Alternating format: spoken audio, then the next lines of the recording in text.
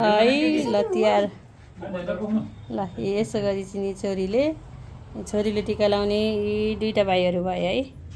अनि उता जाऊ नानी ढोका पुऱ्याऊ। उहाँ चाहिँ ठुलो दिदीले टिका लाउने तीनजना भाइहरू। ओ हावस चाहिँ माइल दिदीको टिका भएन लाउन। यस्तो हुँदैछ है हाम्रोमा। घुम्दै हो यो जल लिएर घुम्ने। बाहिर घामले पोल्छ भनेर कोठाभित्रै टिका लगाउनलाई यस पाइयो। गर्नु है गर्नु। घुम्तीमै भेट भयो क्या। कति फास्ट होला तिमी त। उसले त नानीले त बाबालाई अङ्कललाई पनि लगाइदिएली जस्तो छ टिका।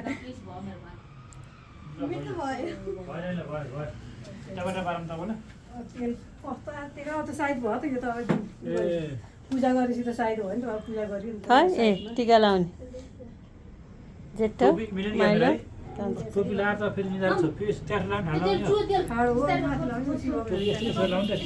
ल यसरी छोरी अब तेल लिएर घुम त्यहाँ जाऊ। टोपी हेर्दा मिलेछ मेरो ढोकातिर जाऊ।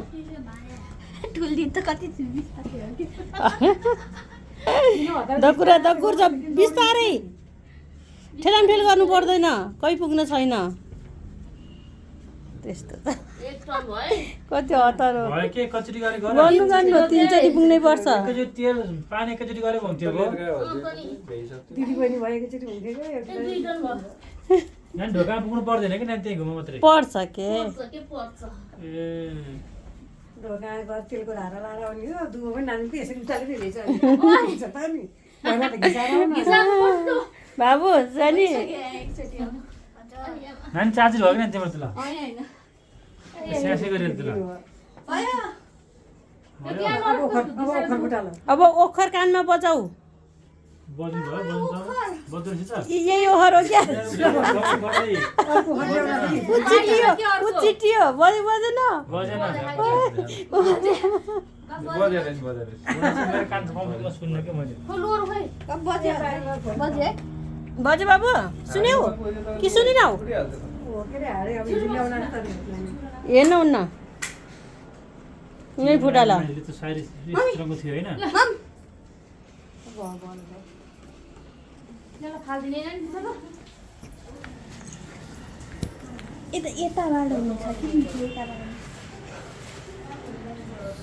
सबै सत्र जति